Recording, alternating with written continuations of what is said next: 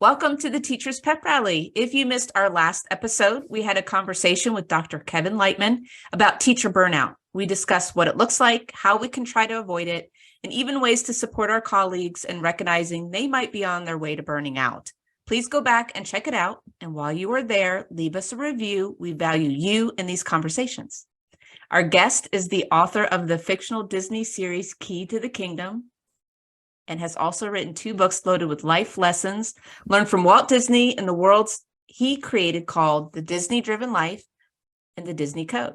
The secrets our guest shares allows you the freedom to become the best version of you. He is the founder and board president at the Creative Inspiration Journey School. He serves as the Transformational Architect at the Church at 434 in Central Florida. As a natural storyteller, he doesn't just stop at telling a story. He believes the story really comes alive when it impacts your life. Let's talk about life, storytelling, and learning. Please welcome to the Teacher's Pep Rally, Jeff Dixon. Yeah! Yay! Oh my gosh, Jeff, welcome. Thank you. It's good to be here. Good to be with you guys. Yeah, we're so excited, and you're with a bunch of Disney enthusiasts too, and educators, so this is going to be like a really great group, and Fred's already got his toy monorail out. So he's all ready. Before we get started, I'm going to let our listeners know Letitia isn't with us for this recording. She'll be back with us at the next one. So just want to mention, in case you noticed that her voice was not with us tonight. She likes us to do happy happenings. So I thought maybe we could do like a quick lightning round of that. Jeff, Letitia is kind of our mental wellness guru person. And so she has asked us this year, as before we start recording or start having the conversation with our guest, that we all share something happy that's going on in our lives, just to kind of keep that mindset going, to try to stay positive and look for the light. So if it's okay, we're all going to just go around and just give one quick example of our happy happening. And then you as our guest will kind of have time to think about it. And if you'd like, you can participate. Okay. All right. So Pete, are you ready? Yeah, I had to think of something. We're good. Okay. So, busiest time of year with the show and everything going on, but my school is on winter break, and I pulled myself away from everything, and I took my son and his friend out to an arcade. There's an 80s retro arcade nearby, which we love. Awesome. And hanging out there, having a great time. All of a sudden, I feel this tug on my leg and this big hug and this latch, and I look down, and it's a first grader of mine. And, oh, Mr. Bush, and she's talking up a storm. She can't believe that I'm outside of school. She can't believe I'm in such a cool place, and And then, oh, I was so sick yesterday. I was throwing up, and now I feel better, and wipe on my leg. And, oh, it's great. And then her stepdad comes over, like, who is this guy? And hi, I'm Pete. I'm her music teacher and all. So, boy, it was just a little ray of sunshine. It was very, very cool. So that made me smile, and it was a good little moment. That's cool. Did you play a little Pitfall or Donkey Kong? Or? We love it. I just stood by and watched these kids be terrible at the really cool games. So I was just, nice. Yeah, but they were all there. We should go, Aaron. We should go over there one time. Okay. I'm going to hold you to it. Yeah. All right, Fred, how about you? Yeah, I wish I could say that I ordered Tempest and I got it delivered to my house, Pete. That's what I would have probably ordered. Tempest or Defender. Cool. So my happy happenings real quick is the fact that I was able to score some key electronic devices for my class that I didn't think I was going to be able to get because the supply chain is still all wonky. And I got confirmation the other day, and I also got a discount for it. So we were able to purchase them in bulk, and we do not have to pass any of that cost on to the students. That was a big moment. That was a huge win. So, because I was really starting to worry what I was going to fill the next 7 weeks up with. So, but it worked out. So that was my big joy for the week. So it was good to see that I could probably share more about the specifics of that maybe later, but I'll let all of our listeners know what it was. And if they're ever curious to incorporate those into their classes, nice. They can give it a shot. Yeah. Very cool. I love it. You know what? Mine, I've got a couple, but mine I think I'm going to share. It kind of finished today. I have reached out to a student. I had noticed that she's involved in policy making. And I thought, you know what? I've been, as you know, working on the strategy end in the last year and a half for a very large school district and writing a lot of education policy. And I thought, I want to find an opportunity to learn from a past student. She probably graduated high school 6 maybe 6 years ago. So reached out to her and said, hey, wondering if you'd love to meet and I can kind of hear what you've been doing in policy. We can kind of share together and I feel like I could learn from you. And what do you know? Within the same day, she responded and said, I would love to meet with you, Miss King. So we just put that on the books. And next week we're going to meet for an hour via Zoom. And I'm gonna learn from a student. Very cool. That's nice. Yeah. That's So I'm such a super excited. fulfilling thing. Yeah. Yeah, totally. I can't wait. I cannot wait. She's been really loving what she's doing and shining. And so I'm excited to kind of hear all about it and learn from her. And Jeff, you as our guest, do you have a happy happening you'd like to share with us? Oh, there's always happy happenings. I'll give you one that may come out as very self-serving, but that's okay. You'll understand when I tell you. We got walloped by hurricanes this year down in Florida. Believe it or not, our septic system at our house has been shot since the week before Easter. Before Thanksgiving. And that meant we had to go through the holidays with family coming into town, Christmas events, Thanksgiving events, with basically a sign-up sheet as to when you could use the toilet and when you could take a shower. And the water level has been so high that it took 3 months for it to come down. In the state of Florida, there are only 3 inspectors that can do the soil sampling now to approve you. As of tonight, when I leave this meeting, I am anticipating going home and having a fully functioning septic system for the first time since last year. Now, if that happens, I think it's going to be an act of God. But neither here nor there. I'm excited about it. I'm excited about the possibilities. It makes you appreciate the little things in life or the big things in life. I'm not sure which it is. You just won the most win. unique happy You win. happening. That was the best. There you go. What does he win, Pete? Let's What I get? I'm looking around. a lifetime supply of toilet paper. Something. And Yeah, actually, that beats Fred's what happened to him at Christmas time because was it Christmas, Fred? You had a bunch of family come in and he had a leak through the roof. So so we had a second floor water pipe burst, go through the dining room ceiling, go through the walls down to our basement. And tomorrow we're still waiting to get the adjuster here. We've been going. Oh yeah.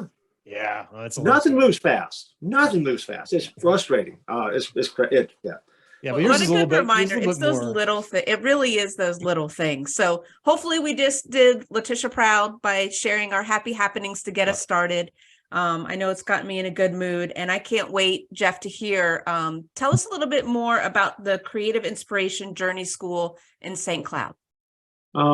St. Cloud is really, a little bit south of Orlando, out just a little ways off of Disney property, actually. And CIJS, as we call it, is a school that is a charter school in the St. Cloud School District here in Florida. And we are now in our 4th year of operation, 5th year, 4th year of operation. It is a experimental kind of hands-on greenhouse type of school. It's built on the Reggio Emilia model of education. And the quest has been, can you take that model and put it into an environment where it will hit standards that will make the state happy? If you're doing it as a private school, that's one thing, but to actually bring it in and try. And so in a lot of ways, it was a great experiment, but it was an invitation from St. Cloud to come out and do it. And so I had a son that was involved there, and I'm the founding president of the board. And I had the opportunity to turn over one of those first shovelfuls of dirt, and we have built a multi-million-dollar facility. We are currently finishing up and should take the keys to the middle school that we have added to it. And so it has gone very, very well. It's been very well received. I mean, we're learning and taking our lumps, in a school system like everybody else does, and trying to figure out how to navigate and make it work. But it's a fun place. It's a choice school here in Florida. And so we're trying to meet some needs of some folks that are looking for something a little bit different in the educational realm. And I think we're having some success at it, it seems. Jeff, I visited your website for the school and I was blown away. I'm very excited. I'm trying to build up a nonprofit that I hope will eventually evolve into a art school, a school of the arts. Sure. Where from the first shovel to where you are now, what kind of timeline, how long did that go? What kind of process? Well, we were a year in the planning and negotiating with the school district. Believe it, you're not gonna believe what I'm getting ready to tell you. We turned over the first shovel in February, and they gave us the keys in August, and we opened the school. Wow. Wow. Insane. Now, with that being said, we have now added a wing to the school, and we don't have possession of that yet. We are now 2 years in building a wing. Mm. So we built the original building like that, and we opened up, and now we're in the endless pool of trying to multi-use space. We have a middle school, this meeting in a multi-purpose room that we petitioned off. I mean, when you're trying to develop a school and say to parents, this is going to be a great place for you. Oh, and by the way, this is temporary housing right over here, and this is where you're going to be for the next little bit. That has worked against us a little bit, to be honest with you. Sure. But so a year in planning and negotiating and development piece, took us another 6 months to get the building built, and then we were open. Wow. And we currently have a waiting list for next year already. And so again, we've been successful, and we're near. I think we're running 500 plus students, and that's. I let the management company worry about things like that, but yeah, we're doing well. Bravo. That's great. impressive, though. You said it was the Reggio style. I think for anybody, I encourage everybody to go out to the website to get more up to speed on everything you're doing down there. But would you go and explain that a little bit further then? Let me give you the layman parent version of it, okay? Because when I go to actually the Reggio website, I look at it and it's wildly creative, and I get lost in it, and I go, what in the world is this? Okay, so let me give you my summary. It makes the grind glorious. Nice. Okay, I like that. If you have a kid who is looking and is trying to find their way in a little bit different environment, it is hands-on, project-based learning. It has a very organic feel to it. It has a very unique set of teachers that are able to kind of step in and do that. But each thing is designed to simply say, we're going to highlight imagination. We're going to put great value, not in as much form and structure, but allow a free flow of ideas that take you inside and outside the classroom. And to teach kids, it takes work. It does take work. So the grind part is there, but it makes it fun and it makes it exciting. And you don't really realize you're learning until you're done. Now, that's my version of it. I'm old enough, significantly older than any of you. So this will mean nothing unless you have someone ancient listening to you. When we first started, I equated it to the Freedom School in the old Billy Jack films. Oh, the Freedom School was the school out on the Indian reservation that all the townspeople didn't understand, and that Billy Jack had to defend with his martial arts. And it set up 3 different films, and they were brutal films that I had no business sneaking into when I was a kid. But it reminds me of the Freedom School, and so I was laughing. I was like, "Well, what are we doing here? This is a reservation school. What are we making?" But they appreciate I'm an old guy, and they let me get away with that kind of garbage. But it really is just a free flow of educators that are really working hard to connect to students that might not make it or might fall behind in a more traditional setting. And because every kid is wired different. And my son is a great example of that. And he flourished in this environment, which is what attracted me to getting involved to begin with. And I learned a lesson: never offer to help. I said, how can I help you get this school open?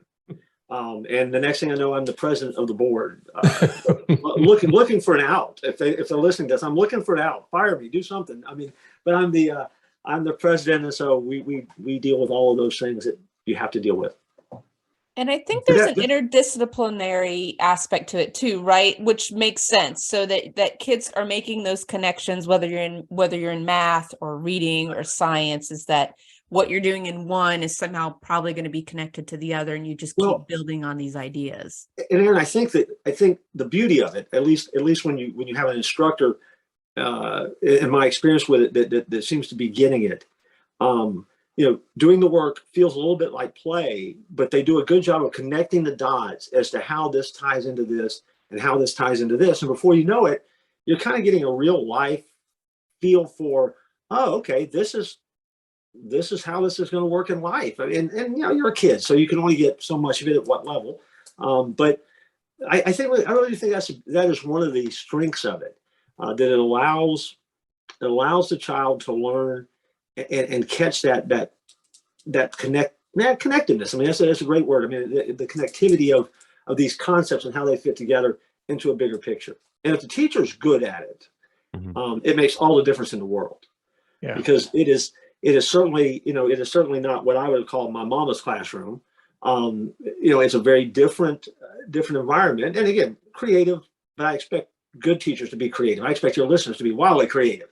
But it's one where, you got to get that comfort level of being able to come alongside that kid and figure out what it is that makes them tick. How can I wire them in better? And then how can we make this happen? And so, and you got to be comfortable with a chaos that comes with that creativity over a period of time in a long project, period. Oh, yes. And some of these projects a lot of teachers aren't all year. I mean, it is a, it's a never ending thing, it seems at times. And some of the projects are, they're pretty massive. Which again, though, is a lot of fun to watch. It's a lot of fun to see, and to walk around the school and see what everybody's doing. And you look at it, and it's very so eclectic, I guess is a good word for it.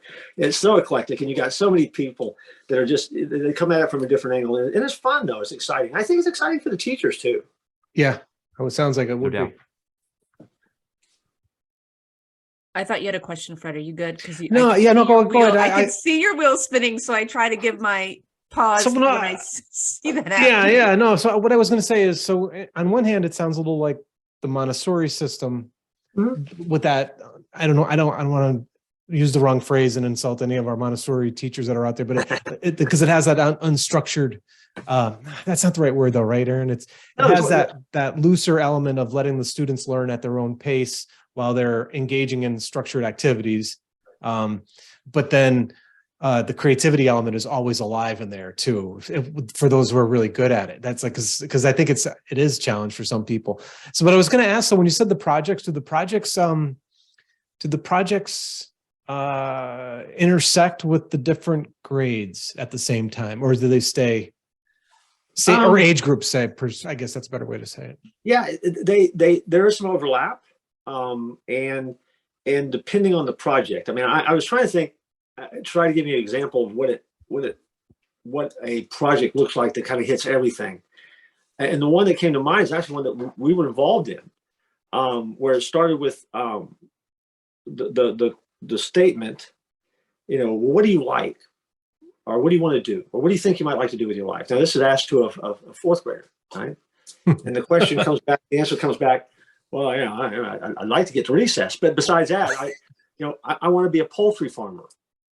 Oh, poultry farmer. Well, here we go. Okay, so the beauty of CIJS is we have an agricultural program with animals and free reign of outside and all the things you want to do. So you start that. The question was asked. I mean, this is how the project began. Why? Why do you want to be a poultry farmer? And the answer is exactly what you expect from a kid. I like chickens. Well, why do you like chickens? And the answer comes back. My parents won't let me have a dog. So now, so at that point, now, believe it or not, in the Reggio model, you now have your nugget. Okay, that is a chicken nugget. How about that? You have the nugget that we're going to start with, and from there, then we began that process of, okay, well, we got a chicken. And which came first, the chicken or the egg? Well, now we're going to get into the pastor's realm a little bit. We start talking about that a little bit, but philosophy there. Where do okay, how does this happen? Why aren't all eggs going to be eggs where little chicks are going to come out? And then so we begin with that birthing process. All of a sudden, we're raising chicks and we're taking care of chicks. And so now, how much do you feed the chick? How much room does that chick need? How often do you have to do it? How do you regulate temperature? Well, also now we're looking at thermometers. We're seeing how we're taking the temperature where these chicks are living. We had to do it when they were being hatched. I mean, so now we're working elements of science and math together, and we're charting and we're putting some graphs together, and then we're anticipating some of our results, and we're guessing, and then sometimes we're extrapolating right on the mark. And next thing you know, we got chickens. And we got a lot of chickens. And so now all of a sudden we got chickens. And so how long can we keep these chickens contained? How much space do they need? When do we have to build a bigger coop? What does that look like? How do we do that? Well, now we got to go to construction. So now we're actually mapping out, graphing, we're building a coop so we can put these chickens in. So now, so the simple question of, I want to be a poultry farmer has now led us to, well, we're now in biology. We're doing math. We're doing science. We're certainly reading everything that we can find. And so we're now combining this to try to get this organization off the ground. And then next thing you know, and long and short of it, before too long, we're raising eggs. We're having eggs. We're selling eggs. Now we're selling eggs to students and teachers and parents. We're doing the math on that. We're learning how to form a business. We're learning how to do business. We're learning how to anticipate upcoming business. Now we're trying to figure out, well, when do we add more chicks to the process? What's our turnover here?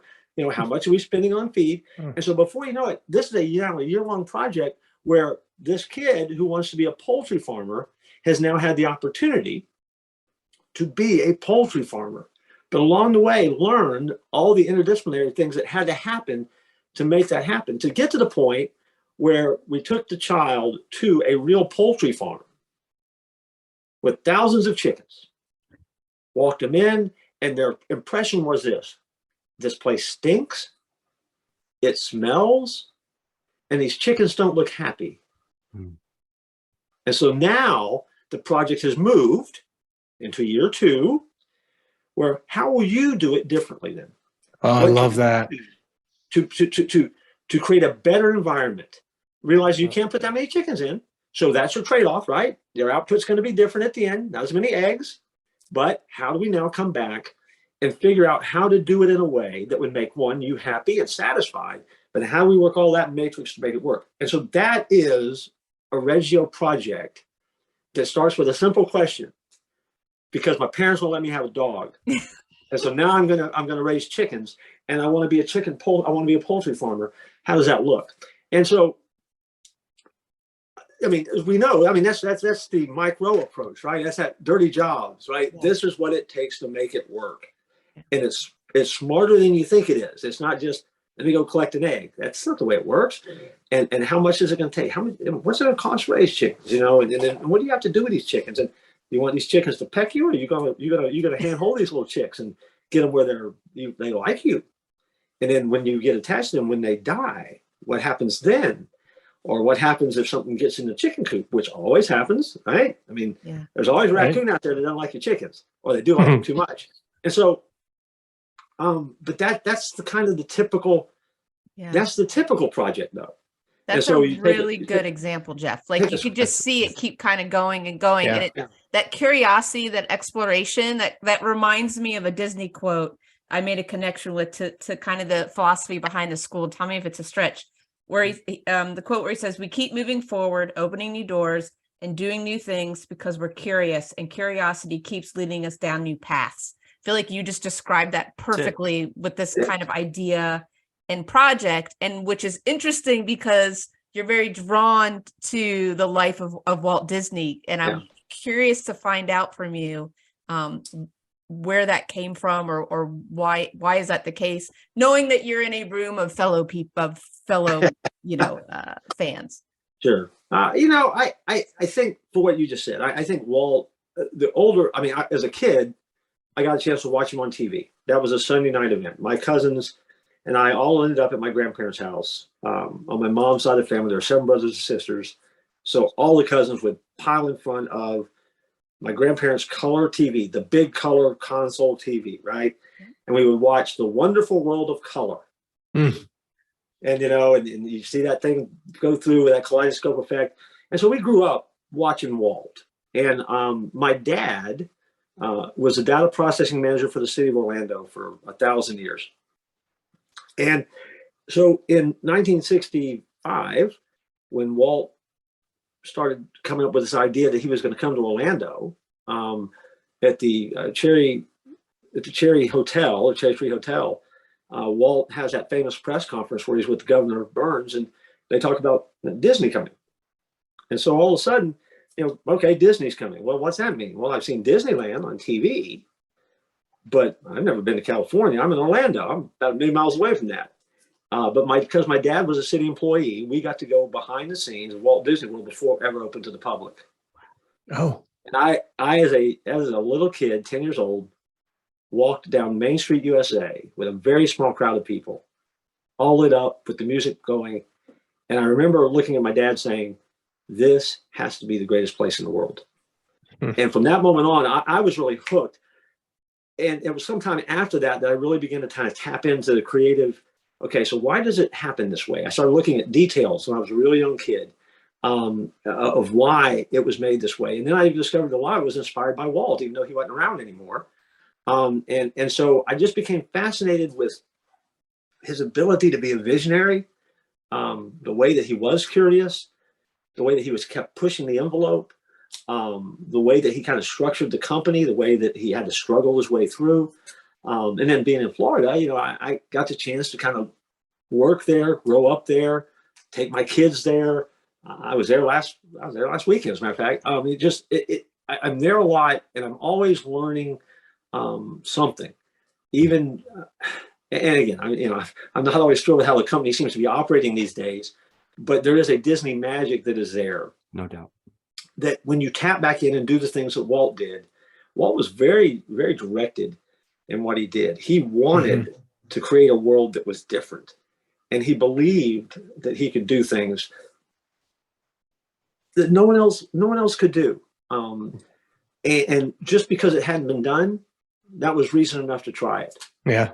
And there's some great examples out there, even to this day, of things that when you really step back and think about it, you think, oh my gosh, how did they pull that off? And why would Walt Disney or anybody that was around him have the audacity to think that would work? But yet it did. And so for me, I'm just always been intrigued by kind of how the way that they pushed the envelope and that inspiration that he gave to the company, and I really, that wave of Imagineers that knew him and have kind of come along behind him. And again, we're kind of entering a new phase right now. I mean, I think the company's got a lot going on right now. They're a little bit of they got to come up with a new idea.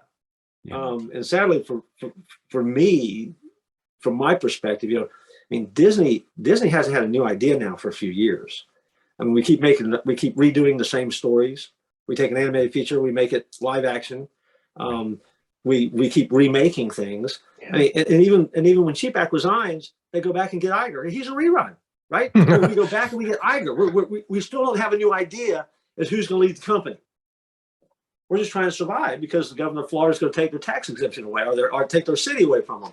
And so, I mean, it's so frustrating to watch, because I guarantee you, I promise you that would not have happened under Walt's leadership. It would never have happened.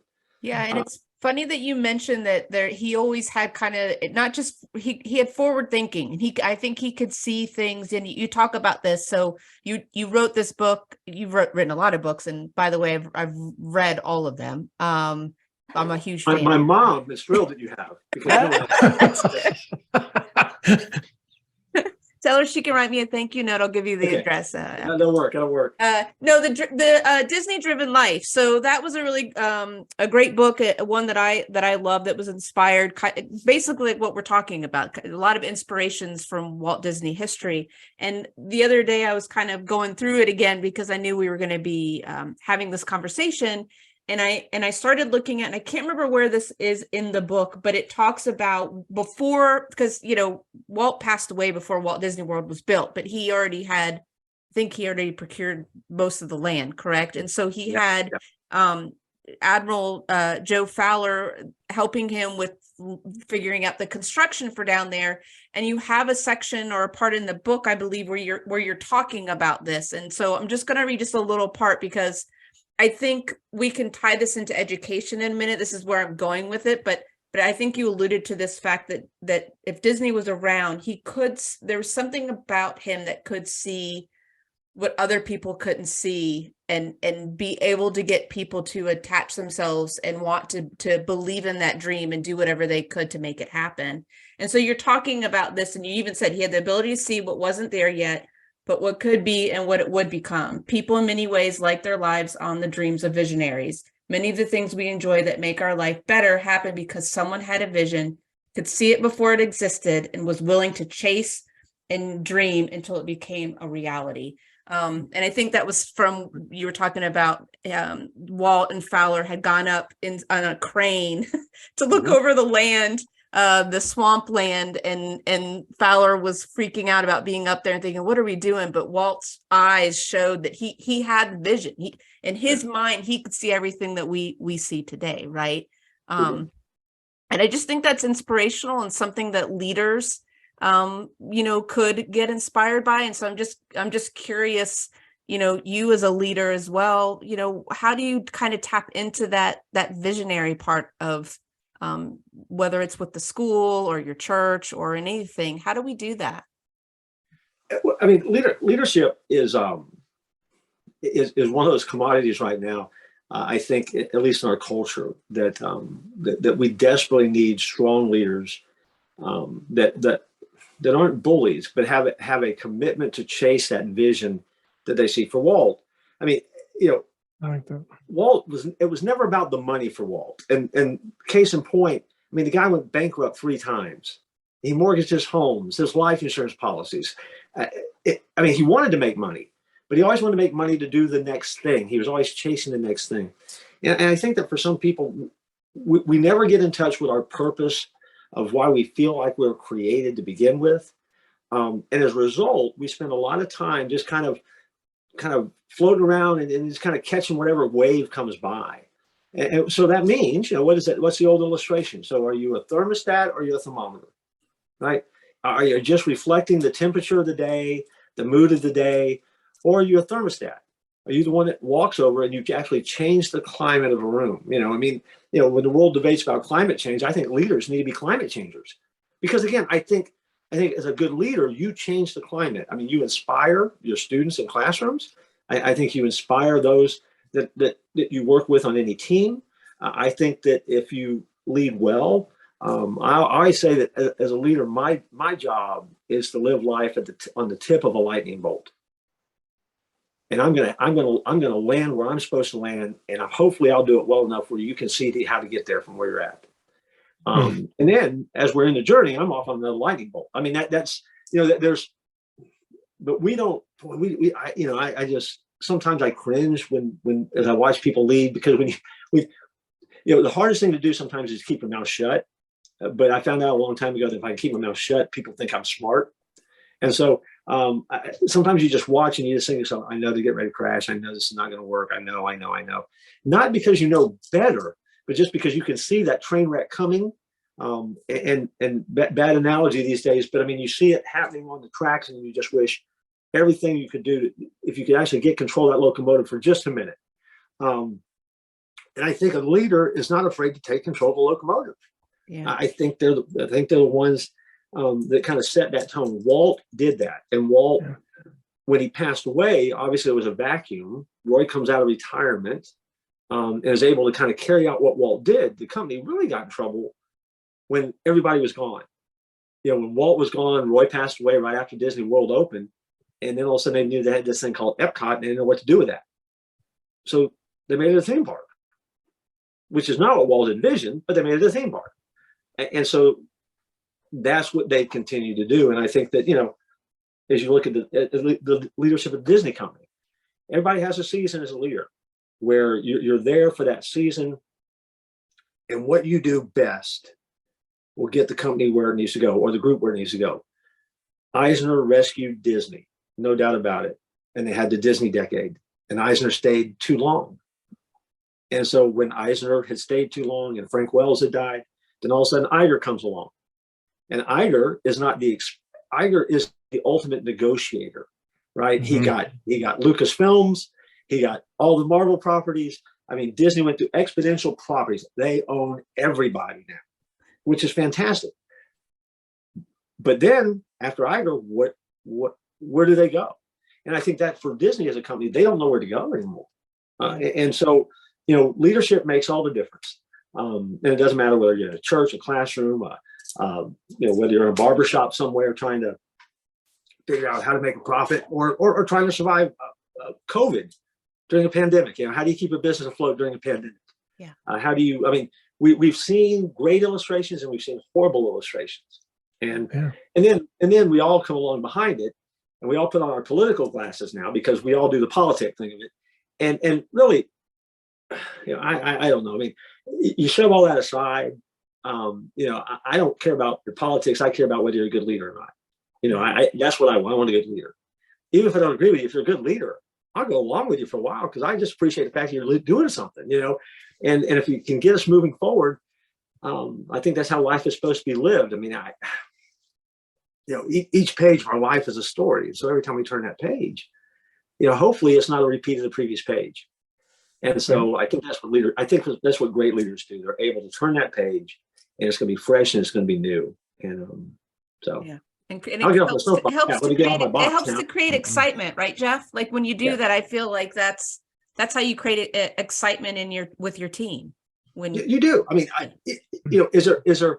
I mean, I'm sure all of your listeners. I mean, I tell folks here in my church environment all the time that when I make the turn to come down the road that our church is on, we own the road in front of us.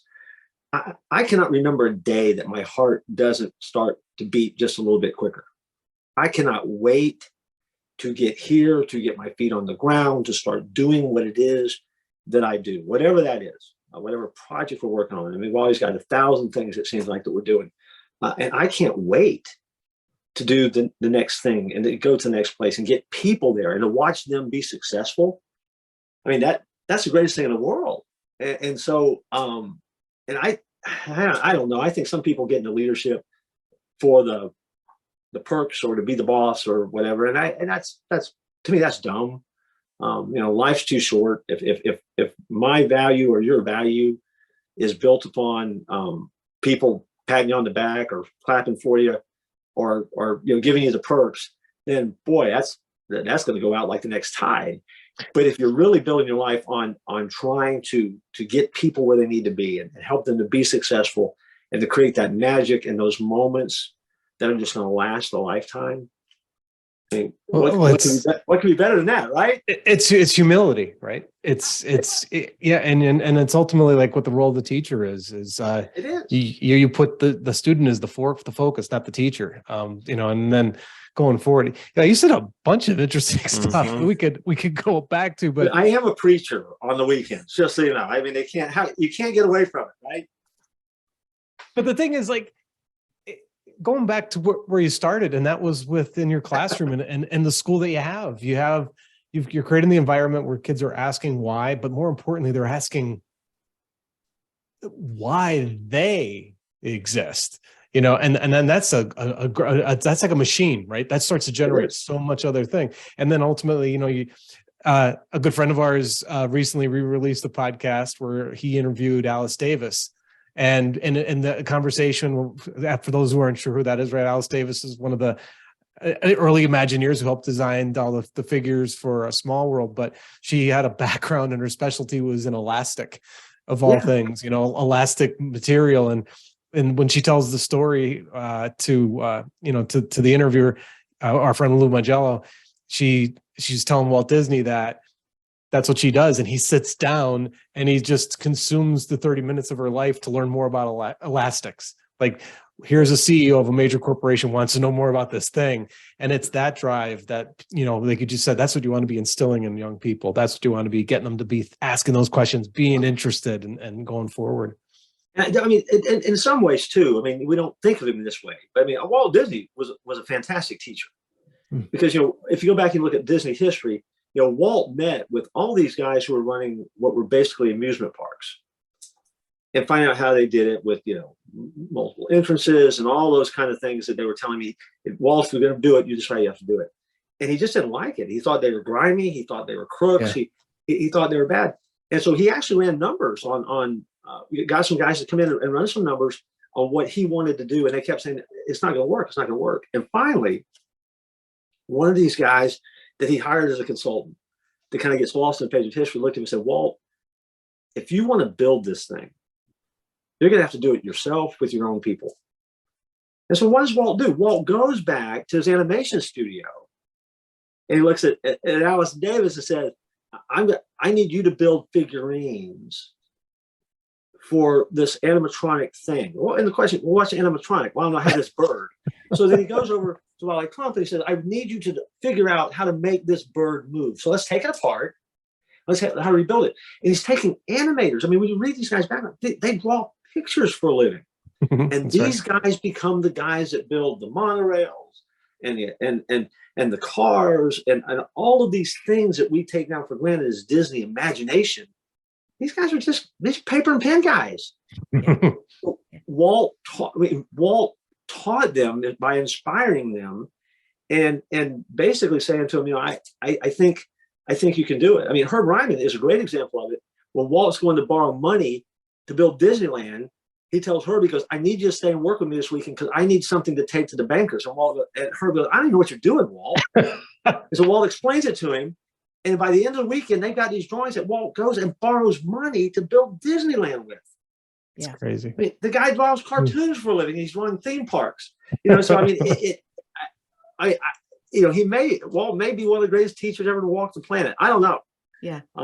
That's pretty spectacular. I think we're hinting to a lot at like I'm hearing a lot about passion projects, passion in things that we're interested in, all those things. So Jeff is going to be part of my Edmagineering Education Conference, which will be in Orlando. I'm super excited about in June. It's a 4-day professional development for any of you educators out there if you want to come and join us. And that's pretty much the essence around that conference. Like you get to come with an idea, a solution, a concept, something you want to work on. And we're going to work through with you and with everyone else. And everyone's going to have different things. You might have someone coming that wants to work on school culture, a STEM lesson plan, Fred, right? Or something that they want to do, you know, Pete, to inspire their performances they're doing at school. Whatever it may be. And so Jeff is part of that, and he's going to be at Epcot with us. So there's 2 days in a conference. It's at the Lake Wyndham at Disney Springs, Lake Buena Vista Wyndham at Disney Springs. So it's really close to the parks. We're going to have 2 days at the hotel conference room and 2 days in what I call the maker spaces. So at Magic Kingdom and one at Epcot. And on the Epcot day is when you will have some opportunities to work and collaborate with Jeff. And he's done that too with PD Magic. So that was something that my good friends and business partners, Howie DeBlasi, Brian Collins, and Ryan Boakman were doing. And so Jeff has had a lot of experience of working with educators in this space and inspiring them. So I thought, since I had you, I might ask if you could give, since you're going to be at Epcot, kind of an idea of something from Epcot that an educator could be inspired by. Well, I mean, there's tons. So many. And probably, I'm hoping that by the time June rolls around, Dreamer's Point will be done. Dreamer's Point is going to be the new statue of Walt kind of sitting out, and they kind of sitting in a quasi Marceline, Missouri wishing tree kind of format. They're putting it all there behind the great big golf ball, right? And so we'll look at some things there. But right now, Guardians of the Galaxy is the hot property at Epcot. And while that's it's amazing and it's a fantastic one of a kind ride. The sad part for me is that they took out the universe of energy to get there. And the reason for that is, if you think about this, and most people understand that when you walked into the old universe of energy, right, you stood for 9 minutes and you watched a film about energy. I mean, where do we get energy? Then you get on a ride and you ride through what is, dinosaurs and, history of the world, accelerated. And then it parked you in a 30-minute movie about energy and conservation. And when you walked out, you had killed 45 minutes. And you had been in a science class. Yeah. Now, that's Walt Disney's vision of edutainment. That is what there was nothing in Walt's mind that thought for a minute that he could not take you for 40 minutes for your theme park ticket and teach you and have you walk away being disappointed. To me, that's incredibly inspirational when you think about it. I mean, people would kill an hour. By the time you wait in line, you're an hour, hour and a half. And all you've heard about is, where do we get energy from? Who does that on their vacation at a theme park? That's the inspiration of what you can do with the right tools and the environment, and figuring out a creative way to get people on board with that. And so we look at stuff like that while we're out there. So we look at old stuff, we look at new stuff, a lot of Walt stories, a lot of, because Epcot was his baby, even though Epcot as it is didn't end up being what he wanted it to be. And I think it's pretty inspirational, and it's a lot of fun. And of course, there's tons to see and tons to discover. And so it's kind of a scavenger hunt. Who knew, and what can we figure out? And then, oh, what can we do with this idea?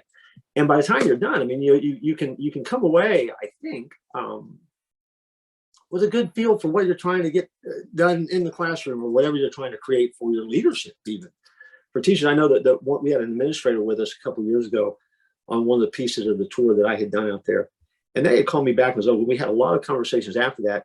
But what they did is they really revamped their entire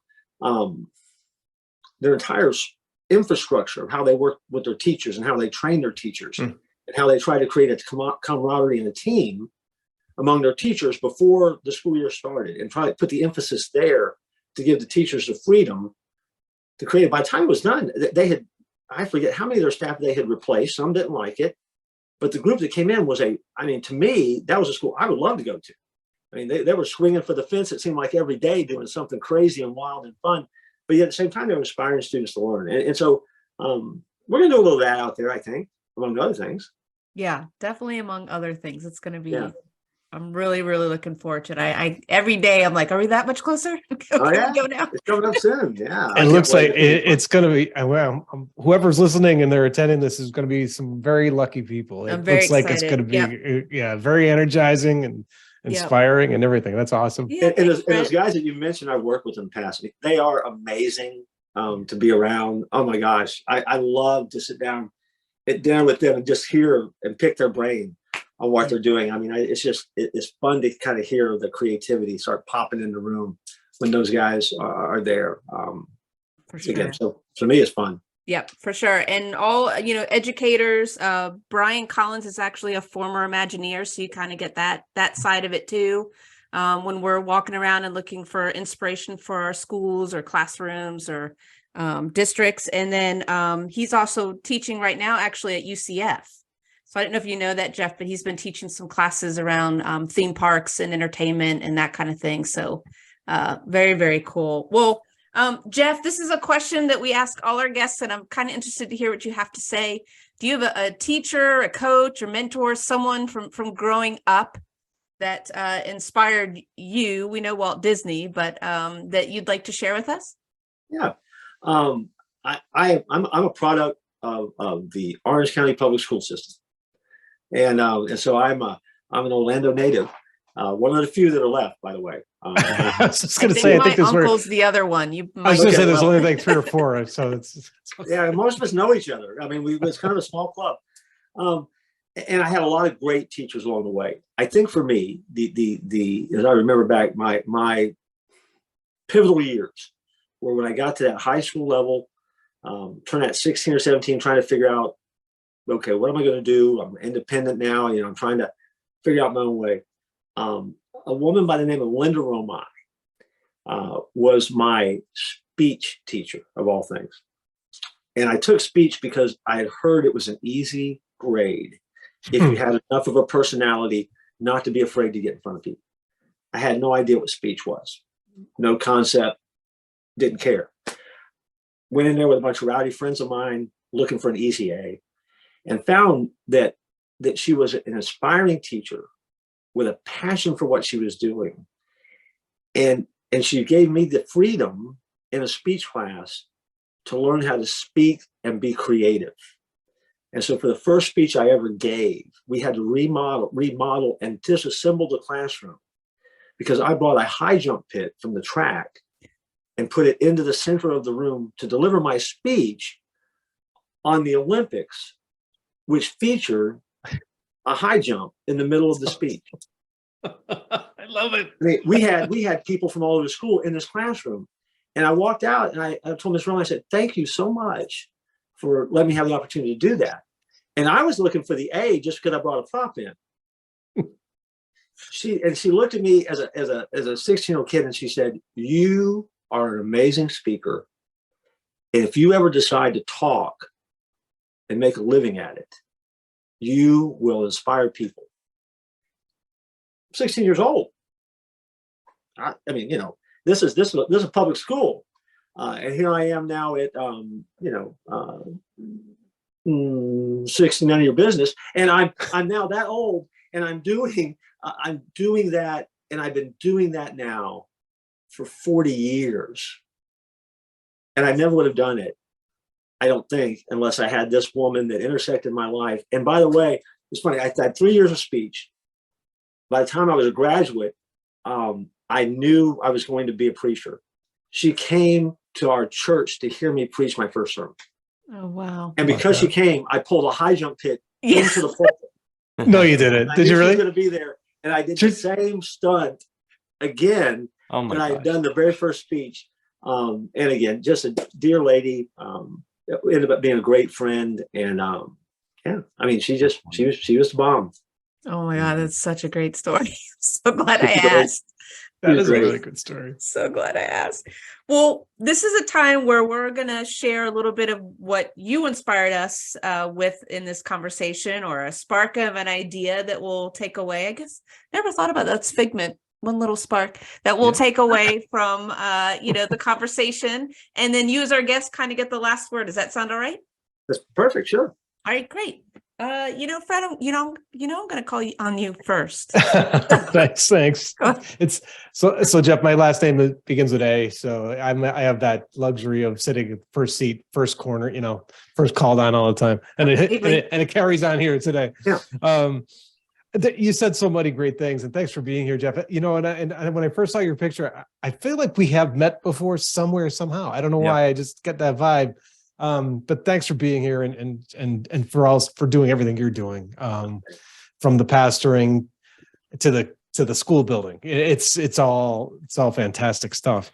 The one thing that I have notes, but the one that I had to go back to, and I'm going to beat it to a Pete, because I know you were probably writing it down, is the comparison of the thermostat and thermometer. That's one of them. And in terms of chasing the vision, so you were saying, are you a thermostat or are you a thermometer? And I don't think I've ever had anybody phrase that.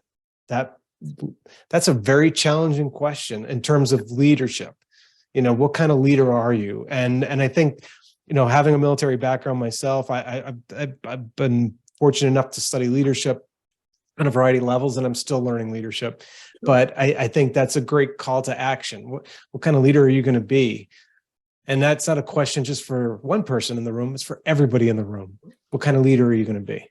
And I love how you phrase that up. So that was my one big one. And then, I'll just keep it at that. But thank you for sharing that analogy. Yeah. It's great. How about you, Pete? Yeah. So Mr. Jeff, this was our 84th episode, and looking back on them, I listen to them a lot. I edit them. So I spend a lot of time with these episodes after.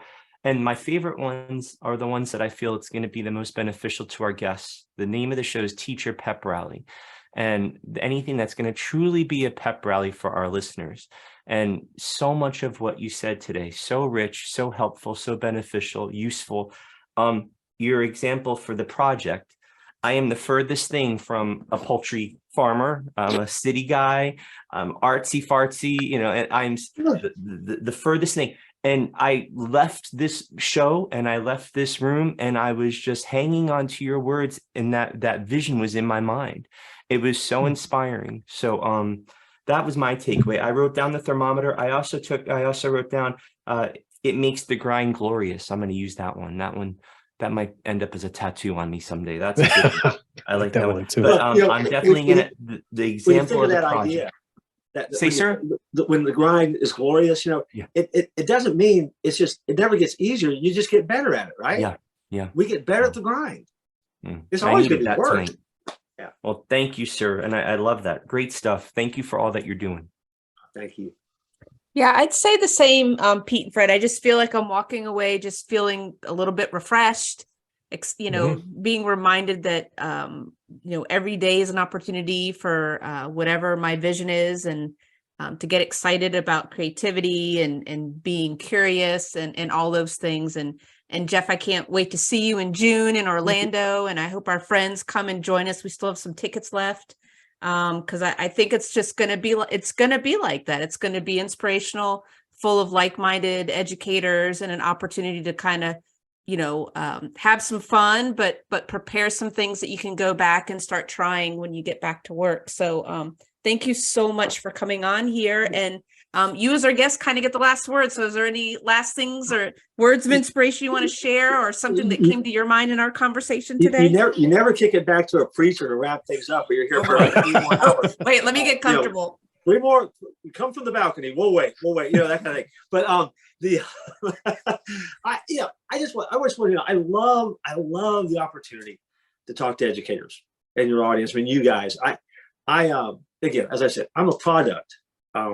I wouldn't do what I do for a living had it not been for teachers. I mentioned one, but I had some great teachers, great coaches along the way. I mean, I think in today's world, more than ever before, teachers who are passionate, who are committed, who see their, and I'm going to get spiritual here for a minute, but see what they do as a calling. They're the ones that will shape and mold the generations that are going to come behind us, that we desperately need to learn how to do things, live life, be leaders. And so I love coming to these things like we do in June and these conversations, because the people that listen to you, they're not the slackers. They're not the ones that are just doing time. They're not the ones that are just out there just kind of hanging on, trying to get to the next thing. They see it as an art. They see it as a skill, and they bring passion to it. And so for me, that just energizes me, and I'm thankful for you, because again, I'm the father of 3. Very late in life, I now have a middle schooler. He's 12. He's an amazing kid, but he also has some amazing needs. And so I'm on a brand new journey, and I appreciate all over again the commitment and the call and the passion of the teachers that God's placed in his life for him, because I think that they're helping. They're filling in all those gaps that I can't do. And you know that to be true. Your job's not to raise the kids, but you fill in the gaps. And I can say a lot of things to him, but when a teacher says it, the teacher's brilliant and dad's adult, right? Because that's just the way it works. We find people and voices that we need to listen to. Your audience, that's a voice that you have. And so it's to me, it's a very sacred responsibility. And I think I'm a preacher. I think the classroom is holy ground.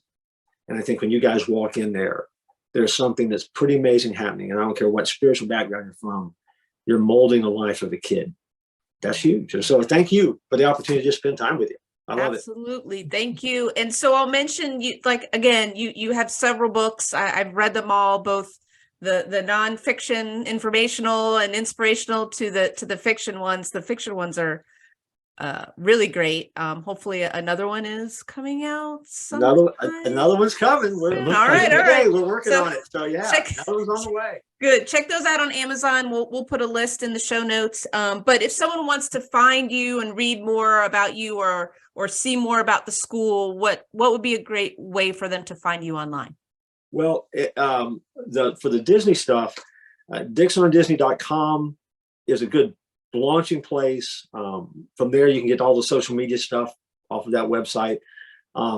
Sometimes it's active, sometimes it's not quite as active. When I'm writing like I am right now, not quite so active, but it will pop back up. For the school, CIJS St. Cloud is where you find that at, and you can kind of just check out and see what we're doing there. And then for me, you can go and you can find me if you're looking for stuff that we're doing. At touchandchange.net is where you can find a lot of stuff that I'm doing. I teach a lot of stuff. And even in the church world, I have the freedom to kind of step outside and do some other stuff. Every night at 7:00, there is a streaming media show that is released at 7:00 that we're doing. It can be everything including the Dixon on Disney archives is one of the programs we do. And so you can go listen, you can find all the archives on that website under the Church of 434 in Motion. And so if you're interested at all, email me. I always email back. And so just come see us and buy my books, put my kid through school.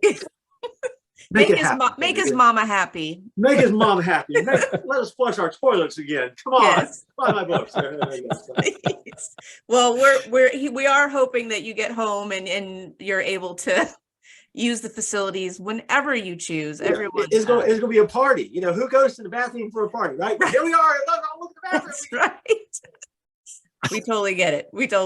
Well, Jeff, thank you so much for coming on. And, I can't wait to see you in June. And I hope everyone goes out and find your books. And Pete, where can our listeners find us? Wherever you're listening to us, please leave us a review. That really helps. We are on YouTube, Instagram, Facebook. Please join us. Let's continue to build our TPR community. Sounds great. Sir. And Awesome. keep on grinding, everyone. Talk to you later. Thanks, Jeff. See ya. Thanks, Jeff. Hey,